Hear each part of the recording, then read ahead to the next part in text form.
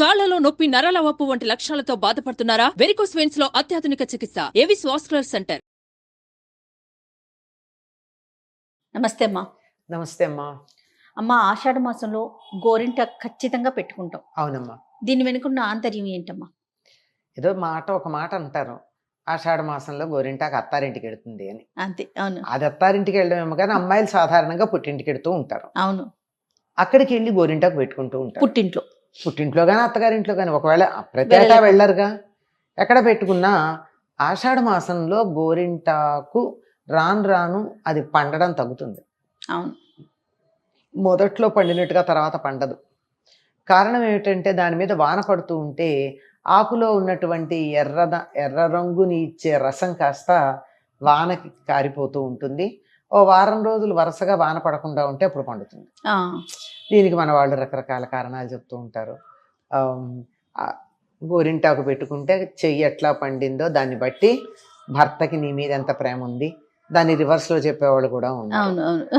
ఎందుకు పండడం ఎక్కువ తక్కువ ఎందుకు ఉంటుందంటే, వారం రోజులు గనక వరుసగా వాన పడకుండా ఉన్నట్టయితే ఆ గోరింటాకు బాగా పండుతుంది. అంతేకాకుండా గోరింటాకు పండడం అనేది మనిషి యొక్క తత్వాన్ని బట్టి కూడా ఉంటుంది. కాస్త వేడి తత్వం ఉన్నటువంటి వాళ్ళకి బాగా పండుతుంది. అంత వేడి ఉండదు. కొంతమంది వాత, శ్లేష్మ ఇత్యాది తత్వాలు ఉంటాయి కదా, అట్లాంటి వాళ్ళకు కొంచెం తక్కువ పండుతుంది. ఏది ఏమైనా పండడం అయితే మానదు, ఎర్రబడుతూ ఉంటుంది. దీనికి ఎందుకు ఇంత ప్రాధాన్యం ఉంది తప్పనిసరిగా అంటే, గోరింటాకు మనకి ప్రకృతి ప్రసాదించినటువంటి ఒక అద్భుతమైనటువంటి వరం. ఇది ఔషధి మొక్కల్లో ప్రధానమైన స్థానంలో ఉన్న వాటిల్లో ఒకటి. చాలా ఔషధీ గుణాలు ఉన్నాయి. పైగా ఇది ప్రకృతి ప్రసాదించినటువంటి సహజమైన రంగు కూడా. అవును.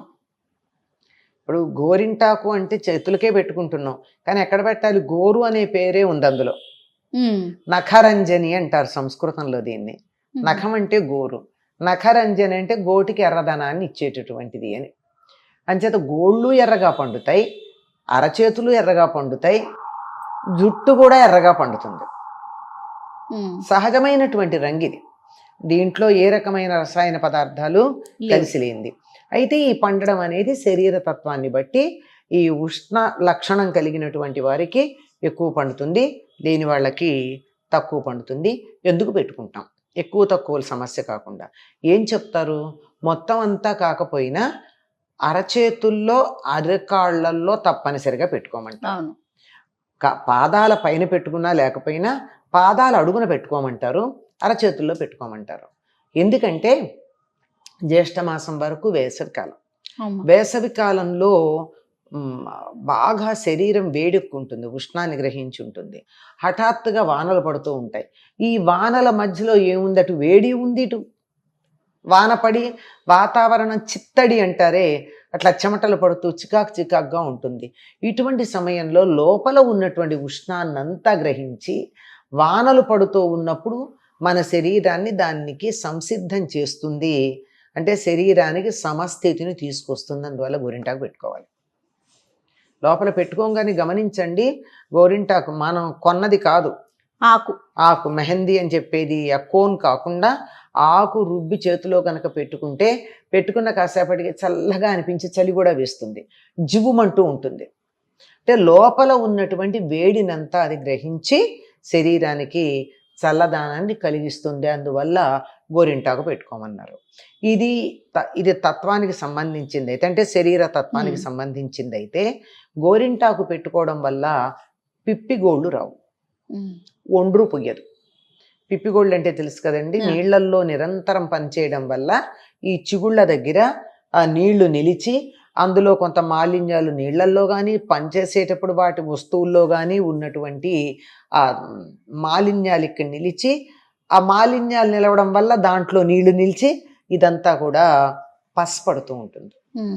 పిప్పిగోరు అంటారు.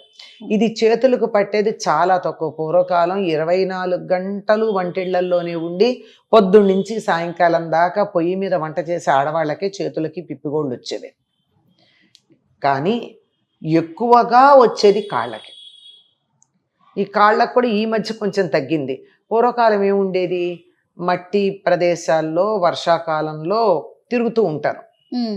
తడి బట్టలని, నూతి దగ్గరికి వెళ్ళి నీళ్లు తెచ్చుకోవడం అని, కాలువ దగ్గరికి వెళ్ళి నీళ్లు తెచ్చుకోవడం అని, ఇల్లంతా మట్టుండి వాటిల్లో తిరుగుతూ ఉన్నప్పుడు ఈ కాలి గోళ్ళని శుభ్రం చేసుకునేటటువంటి పద్ధతి చాలా తక్కువ అండి. చాలా కొద్ది మంది ఆ పని చేస్తారు. ఇప్పుడు ఇంత అత్యాధునిక కాలంలో కూడా పెడిక్యూరు చేయించుకునే వాళ్ళే ఉన్నారు, కానీ ఇళ్లల్లో ఎప్పటికప్పుడు కాలిగోళ్ళని శుభ్రం చేసుకుని ట్రిమ్ చేసుకునే వాళ్ళు ఎంతమంది అమ్మా? తక్కువే. పూర్వం అస్సలు తన గురించి తను పట్టించుకునే అలవాటు లేని ఆడవాళ్ళు ఆ కాలిగోళ్ళల్లో తిరుగుతూ ఉంటే ఈ పాదం ఇలా ఉంది, ఈ కాలి బొటన వేలు, ఈ గోరు ఇలా ఉంది, ఇక్కడ నీళ్లు నిలుస్తాయి. నిలిచి ఈ మూలల్లో ఆ తడి నిలిచి లోపలికి వెళ్ళి చిగుళ్ళు వాచి దాని మీద ఏ కాస్తో మట్టి పడితే అక్కడ ఉండిపోయి అవన్నీను ఇవి పట్టేవి, పస్ పట్టేవి. అట్లా పట్టకుండా ఉండడానికి గోరింటాకు సహకరిస్తుంది.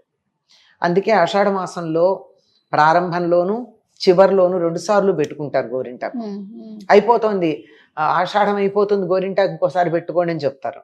కనుక ఈ 2 సార్లు ఇట్లా గోరింటాకు పెట్టుకోవడం వల్ల పాదాల గోళ్ళని మనం సంరక్షించుకుంటాం. గోళ్ళకి అందమని కాదు, అక్కడ సంరక్షణ కోసం. ఈ పిప్పిగోళ్ళు రాకుండా ఒండ్రు పోయడం అనే ఇంకో మాట ఉంది, ఆ ఒండ్రు పోయడం కూడా ఉండదు. పైగా వీటికి నఖరంజని అనే పేరుందన్నాం కదా, ఆ రసాయనాలతో కూడినటువంటి నెయిల్ పాలిష్లు వేసుకోవాల్సిన పని లేకుండా చాలా అందంగా సహజంగా గోళ్ళకి రంగు కలిగించేటటువంటిది. గోళ్ళకే కాదమ్మా, తలకే కలిగిస్తుంది, జుట్టుకే కలిగిస్తుంది. ఇంకా మరి మనం చూసినట్టయితే గడ్డాలకు కూడా పెట్టుకునేటటువంటి వాళ్ళు ఉన్నారు. ఇంకొక విశేషం కూడా ఉంది దీనికి. పుట్టబోయేటటువంటి శిశువు మంచి రంగు ఉండాలి అంటే అప్పుడప్పుడు కాస్త నూరినటువంటి గోరింటాకు మింగాలట. అవునా?